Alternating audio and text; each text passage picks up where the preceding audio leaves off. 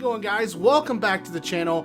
Today is a good day because today Treyarch has released their patch notes for since the beta. So all the updates that have been done since the beta have launched, or since the beta timing, have now posted, and we get to see what they've really been working on. So we're ready on game day, right when it launches. We'll know what updates have been done, what's been nerfed, what's been buffed, and you know what? That's what's really nice about Treyarch. And I appreciate Charlie Intel posting this video. Well, it's just basically a copy and paste of everything that came from the Treyarch's blog. And the studio's gotten a lot of feedback. An overall game ahead of its launch as part of Day 1 update. This is what's going to go on. This came from the blog. So, when it comes to multiplayer, we're going to have additional modes. The added modes since beta are Search and Destroy, Free-for-All, Hardcore Team Deathmatch, Hardcore Domination, Hardcore Kill Confirmed, Hardcore Search and Destroy, and Hardcore Free-for-All. Another thing for Fire Team, Dirty Bomb gameplay. This is what they did to patch some of the issues that they were having. They added the ammo crates to the Ruka and the Alpine, added rappel lines to the Alpine. Players can now continue sprinting while equipping armor plates. I guess that was an issue at hand. Players will now automatically be air deployed after 15 seconds in the overheated spawn view. Both the downed player and players reviving will be locked in place during a revive to avoid the revive from failing. Added the ability to call for help while down, sort of like in Battlefield. You're able to call for help when you're down, and a medic comes and revives you. But I don't think there's going to be medics. I think everybody's a medic. Added support for bashing a door when beginning to sprint next to a door. Added support for configurable squad wipe respawn delays based upon squad size. So the squads of 1 have no additional squad wipe respawn delay.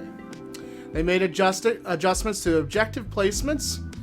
And when it comes to dirty bombs and radiation, the arming progress will now display on the charge when arming a dirty bomb. When arming the dirty bomb, lights on the charge will now show how many teammates are assisting in arming. Improvements made to radiation visuals when in the overhead spawn view. The line of safety while inside of a radiation zone will no longer point players out of bounds. When it comes to loot, radiation vest items added to loot pool. This vest will prevent the wearer from taking radiation damage inside of the radiation zone.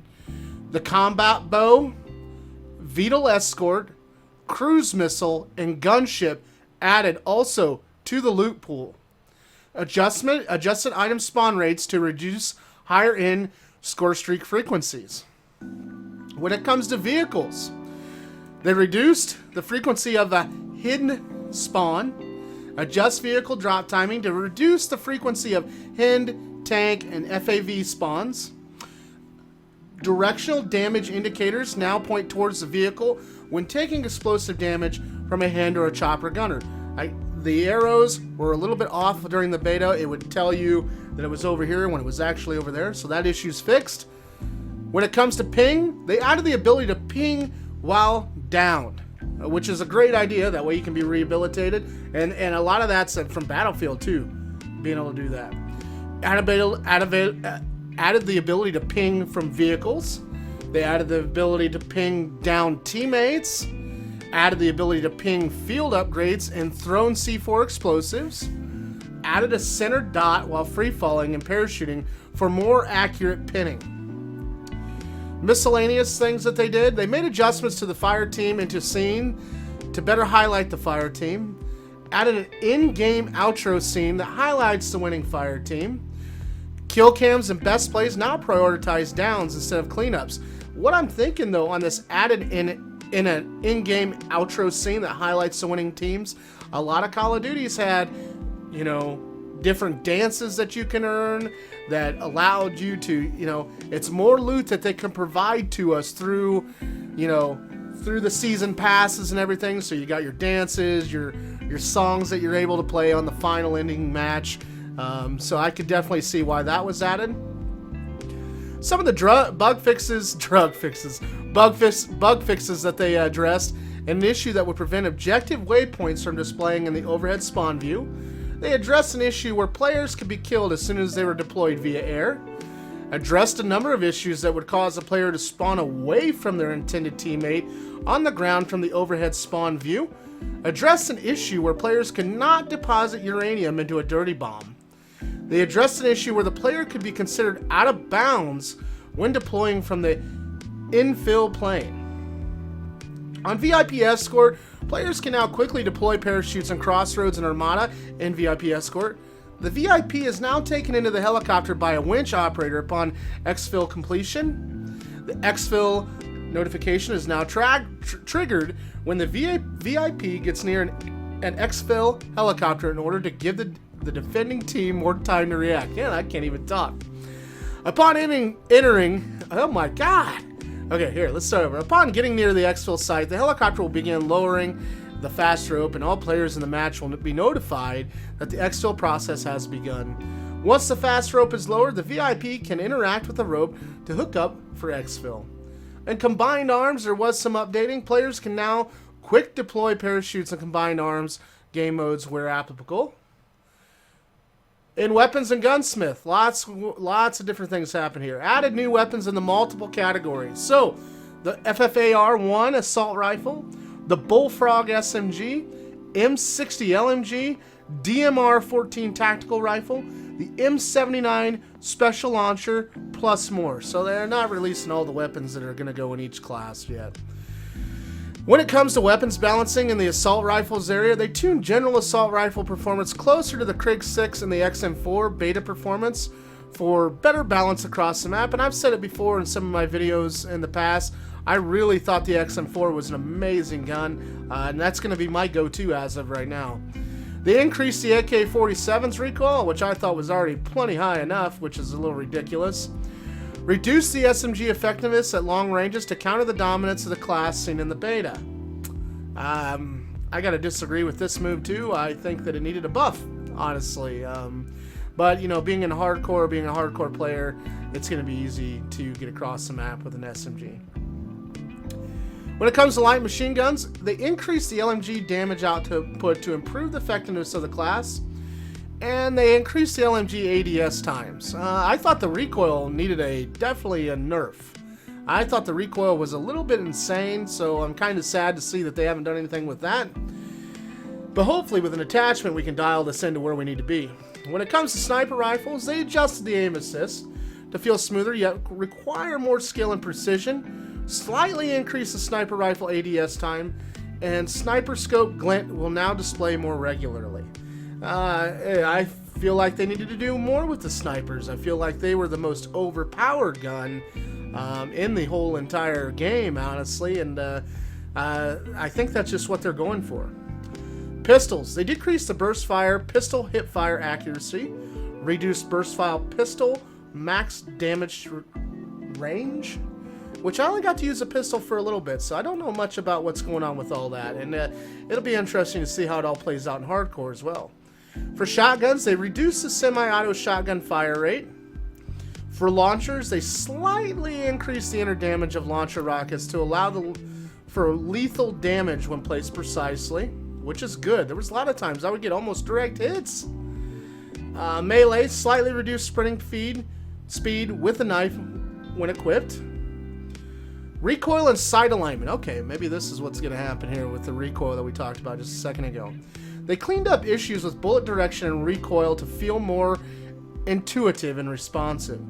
In the beta, the location of the player's bullet was always based on the direction of their weapon, which could have a slight deviation to their eye view perspective through the sights. These should now line up better across all iron sights and optics, providing more precision when ADS firing. Aim assist tuning. Adjust the number of aim assist parameters to provide a more expected feel across weapons classes. It doesn't matter, everybody's got a Chronos, right? Aiming down sights, ADS. Adjusted ADS transition to make them smoother and more fluid. Adjusted ADS sway to provide more dramatic feel while reducing weapons rotation. Adjusting weapon pushback when firing an ADS to address address cases where optic models could get close to the player's camera. An additional attachment, added more attachments to equip in the gunsmith. I figured that would definitely happen. We've seen that in Modern Warfare as well. When it comes to attachment balance, they updated a balance for roughly half the attachments across all the weapons to increase the viability across the board. They reworked bonuses and penalties on barrel attachments to better reflect the relationship between the ranges, the muzzle velocities, and the barrel lengths. There are now barrel attachments that offer shorter barrel lengths for increased strafe speed movement, either when hip firing or ADS firing. This provides players with greater options for leaning into movement as a kit option. Increased enemy reveal range when using the mounted light attachment. That's going to be interesting. I am not a big fan of the mounted light attachment, but we'll see how that goes. Attachment descriptions. They updated the names, the description, and the statistics categories for weapons to provide a clearer picture for functionality and authenticity. Dual weld. They added the ability to dual weld pistols, which I can definitely see this being a big deal because look at the little shotties that were like on Black Ops 3. I forget the title of them. I had a friend that enjoyed running with them, but I could see some of these dual wield pistols really being OP, so that'll be fun to see. Weapon levels. They increased the primary weapon levels from 40 to 55. The stationary turrets. They increased use radius of stationary turrets. On movement, this is going to be quite an interesting one too. They've changed a lot of things since the beta. On sliding, they shortened the slide length. I don't understand why, nor do I understand why they reduced the slide speed. I would really like to see it as the same sliding as Black Ops 3. That's my thoughts. Sliding isn't intended as an escape mechanic or a quick entrance into a couch, crouch, or cover. It's not intended to be overused during engagements or to be advantages in close quarters. They were shortened the slide length and reduced its speed to address these goals. Ending a sprint to fire is now faster than sliding to fire. In the beta, it was faster to fire a weapon from a sprint, sliding, than by simply ending your sprint to fire. This has been fixed so that ending a sprint to fire is the faster way to get your gun up, and sliding to fire is no longer faster. That is very interesting. I did not know that. Manually, they increased the speed for all manuals. Hopefully they just increase the areas where you can manual and you can get over what you're wanting to jump on. That has been a big issue, not only in Modern Warfare, but also Cold War as well. Score streaks. They added new score streaks since the beta. The combat bow, armor, care package, cruise missile, VTOL escort, and gunship. The earn rate. They improved score event tuning and score streaks earn potential across all modes. They increased score bonus threshold at 10 kills and 15 kill streaks to make high streaks feel more rewarding and to help boost score to higher end score streaks.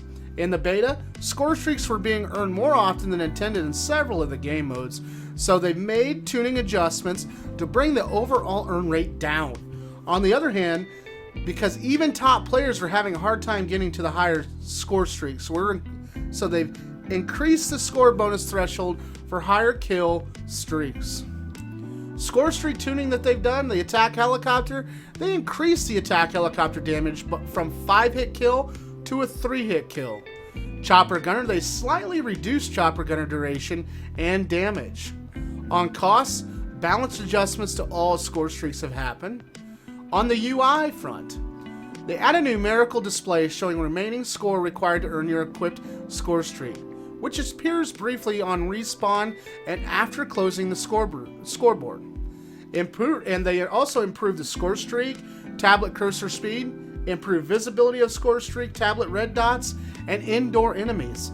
To me, I'm hoping that what they just said here on showing basically how much more you got left to earn that score streak, I'm really hoping that comes out on hardcore as well. That is something that we've lacked for years. What advantage does that give me on hardcore? I never did understand why they take away the heads-up display in hardcore. Never did understand it. Cooldown. They added a variation to score streak cooldowns to allow for more interesting player choices and strategies, while also reducing low-end score streak spam, which was a big deal. Everybody was getting RC cars, UAVs, things of that nature. Miscellaneous. They updated default score streak section. They updated the score streak description with more details on new functions and functionality. Improved rumble and camera shake on score streak events. Heck, I thought it was high enough already, man. When some of them came through, it would shake all kinds of crap. When it comes to spawns, the general spawn adjustment across all modes, which I didn't think the spawns were that bad. Enemies and gunboats will now properly cancel spawns within their line of sight. Perks. Some of the perks that have been modified. Flak jacket damage reduction reduced by 5%. Paranoia. They updated the sound for when an enemy is aiming at you with Paranoia equipped. Some of the equipment, they improved the frag throwback speed. It was almost impossible to throw back. That was one of the things we talked about in a previous video. So they've definitely worked on that over time. And that is a good thing, because a lot of people were complaining about that. And that was one of my things that I suggested that they could improve on when it comes to launch. Stim shot. The cooldown increased from 8 seconds to 11 seconds. I still don't feel like that's enough. I think stim is really overused, and if you're not running stim, you're a fool. Stim is very... It cools down very quickly. Decoy duration reduced from 20 seconds to 15 seconds. Decoy will now play a static sound effect every few seconds, so attentive players can discern fake footsteps from real ones. Field upgrades. On the field mic listening radius reduced by 10%, and the field mic cooldown increased from 3 to 330. So they made it a little longer before you earn it. Some of the features, they added military ranks up to 55 in standard player progression, added seasonal prestige players progression system beginning at launch after completing military rank 55. They added challenges from campaign, multiplayer, and zombies, added unlockable weapons camos, players and weapon customization now available, which is unusual at launch, really. Added combat records, added a theater support. This is concerning to me. I'm a little concerned about that. Sometimes theaters will create lag, so hoping that all goes smoothly, and you'll be able to report the hackers a little bit better as well, you know, besides hitting the share button and everything else. Added multiplayer bot support, added finishing move support, added weapon inspect support, and then when it comes to game audio, they polished the volumes and the sound fallouts for weapons, the Foley audio, the ambient system, and map transitions. Additional map sound design improvements as well. When it comes to gameplay audio, they improved weapons and footstep sounds. They improved hit marker sounds, which I thought they were really good, but apparently they were going to make it even better. Improved player damage feedback sounds. On the acoustic end, they polished the acoustic systems that stimulate how sound travels through and around geometry. Since the beta, they've created new reverbs for multiplayer areas. They polished filter values, so full occlusions now sounds more natural, and they tweak the way the interior and the exterior sounds blend as you move through the spaces. They turned the acoustics of every map, so not just one, they did it on every map. This affects how the map geometry influences how every sound from reverb, how sound bounces and echoes, to occlusion, how objects block sound waves. Map acoustics are based on physical simulations of sound waves traveling through the map. As a result, all sounds should feel even more immersive and realistic with a high level of fidelity. When it comes to player music, which I always mute anyways, I don't know about the rest of you, because I can't stand it blaring in my ear because I always got my headset turned up so loud anyways. They added a music player allowing players to listen to music tracks unlocked by playing the game. So it's going to be another unlockable throughout. Players can select tracks as their menu music or in-game music. In audio presets, they added multiple audio mix presets, which is going to be interesting to see how that all goes when it comes to the presets. because, you know, there's always a better preset for whatever headset that you're running or whatever rig that you are running. And so we'll have to see which one is better for footsteps and overall gameplay. Anyways, guys, thanks for watching. I really appreciate it. The last couple days I've been really busy with YouTube videos trying to get ready for Cold War launch and the PS5 launch. If you have not yet, check out the Blue Snowball and make sure you find that video in my content for a chance to win this. It's going to go out on, I think, the 31st is when the drawing is going to be. And you have a chance to win this mic for free. I'll ship it right to your door. And I want to say a little bit of something about also how the Beetle warship. There has been talks about the Beetle warship not being in game now. That it's something that's going to, not the Beetle warship. It's going to be, what was it? The Hater. That's right. Not the Beetle warship, the Hater. The Hater is going to be not at game launch. It's something that they're possibly going to be dropping in the future and for like a future DLC. And it's not going to be right at launch. That is the rumor that's going around. Initially, in the game files, it was found. But now, all of a sudden, it's not. It's really strange to me. So we'll see what happens on game launch, but don't look for that Hater to be there. So, and that's kind of sad. Like an orbital VSAT. That was nice to have as well. I mean, that's what the Hater is, I do believe, is like an orbital VSAT. So, also, I want to give a comment back to some of these people that have been commenting recently in my videos about, you know, I do push PS5 a lot more than Xbox. Sony, to me, is a better product. Overall, I mean, you can just see it over the years on how steadfast and how reliable a Sony product is. And let's face it, you know, I find I care about you guys, and I care about the people that come and watch my channel, and I appreciate every like and subscribe that I get. And I cannot lead somebody to an Xbox product and feel good about myself at night. So, cool. You like Xbox? Cool. You like PC? Cool. I'm a Sony guy, and that's what I want to highlight on my channel, because I feel like that's the right route that you guys need to take. I really, truly feel that way. Anyways, thanks for watching. Watch me on twitch.tv/Procampar. When I get time, we're going to be streaming Cold War like monsters, man. Cannot wait. Probably going to be on Sunday, our very first stream day, and I cannot wait to see you guys on the battlefield. Take care.